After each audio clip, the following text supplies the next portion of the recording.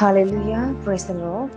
প্ৰভু যীশুৰ মধুৰ নামত আপোনাক সকলোকে স্বাগতম জনালোঁ। আশা কৰোঁ আপোনালোক সকলোৱে ভালে আছে। প্ৰিয় বিশ্বাসীসকল, সুন্দৰ দিন সুন্দৰ বতৰ ঈশ্বৰে আমাক দি আছে, তাৰ কাৰণে ঈশ্বৰক ধন্যবাদ দিওঁ। আহক আজি দিনটোৰ আৰম্ভণিতে আমি ঈশ্বৰৰ বাক্য চাওঁ। আজিৰ বাক্য আমি লৈছোঁ ফিলিপিয়া 1:6।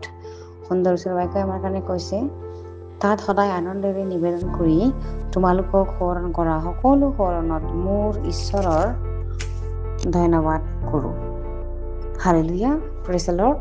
ইয়াতে সুন্দৰ ঈশ্বৰৰ বাক্যই আমাৰ কাৰণে কৈ আছে, যিটো ফিলিপিয়া মণ্ডলীবিলাকৰ কাৰণে পাচনি পৌলে এইটোৱে কৈ আছিলে যে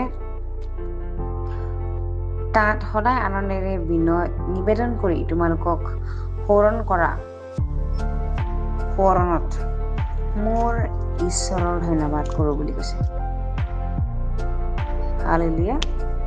আৰু ইয়াৰ যদি আমি অকণমান আগত পঢ়োঁ, ইয়াতে কৈছে তোমালোক সকলোৰে নিমিত্তে মোৰ যি সকলো নিবেদন। আমেন। আমি ইজনে সিজনৰ প্ৰাৰ্থনা কৰিব লাগে, ইজনে সিজনৰ প্ৰাৰ্থনাৰ নিবেদন আমি ঈশ্বৰৰ আগত কৰিব লাগে। আমি সহভাগিতাটো এৰিব নালাগে, কিয়নো খ্ৰীষ্টৰ যিটো ভাৱ বা খ্ৰীষ্টৰ যিটো সহভাগিতা আমি কেতিয়াও এৰিব নালাগে, কিয়নো পিতা, পুত্ৰ আৰু পবিত্ৰ আত্মা এইবিলাকে একেলগে হয় সহভাগিতা। সেইকাৰণে আমিও আমাৰ খ্ৰীষ্ট জীৱনত মণ্ডলীৰ মানুহ, ঘৰৰ পৰিয়াল, বিশ্বাসী আমি ইজনে সিজনক পৰস্পৰে প্ৰেম হ'ব লাগে, সহভাগিতা হ'ব লাগে আৰু নিবেদনত লাগি থাকিব লাগে। আমেন। সোঁৱৰণ কৰিব লাগে আনন্দেৰে, সদায় আনন্দেৰে।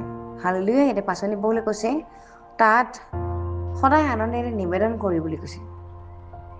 হালেলুয়া। য'ত সহভাগিতা হয় তাতে, আৰু যদি আমি য'ত প্ৰাৰ্থনা আমি কৰোঁ তাতে আমি আমাৰ সকলোৰে কাৰণে নিবেদন কৰা উচিত। আৰু আমাৰ যিটো হৃদয়ত যীশু আছে, এই সকলোবিলাকৰ কাৰণে যেনেকৈ মৰম আছে প্ৰভু যীশুৰ, ঠিক তেনেকৈ পাচনি পৌলৰো ফিলিপিয়া মণ্ডলীবিলাকৰ কাৰণে মৰম আছিল। সেইকাৰণে তেওঁ কৈ আছিলে যে তোমালোক মোৰ হৃদয় নেচা বুলি কৈ আছে। তেওঁ বহুত মৰম কৰিছিলে। সেইকাৰণে আজিও আমি যদি যীশুক প্ৰেম কৰোঁ, তেনেহ'লে আমাৰ হৃদয়ত যীশু থাকিব লাগে। আৰু যীশু যদি আছে, আমাৰ সহভাগিতা যীশুৰ নিচিনাকৈ হ'ব লাগে। যীশুৱে সহভাগিতা কৰিছিলে যিটো 12টা শিষ্যবিলাকৰ লগত, 12জন শিষ্যবিলাকৰ লগত। আমিও মণ্ডলীৰ লগত আমাৰ বিশ্বাসী মিলি সহভাগিতা থাকিব লাগে। ইজনে সিজনক আমি উদগাব লাগে, সাহস দিব লাগে। আমেন। মই বিশ্বাস কৰোঁ এই বাক্যৰ যোগেদি আপোনালোক সকলোৱে আশীৰ্বাদ প্ৰাপ্ত হৈছে বুলি। আহক আমি একেলগে প্ৰাৰ্থনা কৰোঁ। ধন্যবাদ প্ৰভু, তোমাক ধন্যবাদ দিছোঁ এই সময়ৰ কাৰণে। প্ৰভু, দিনটো মই তোমাৰ হাতত দিছোঁ। সকলোকে তোমাৰ সহভাগিতাত, পবিত্ৰ আত্মাৰ সহভাগিতাত, পিতা পুত্ৰ আৰু পবিত্ৰ আত্মাৰ সহভাগিতাত তুমি ৰাখিবা।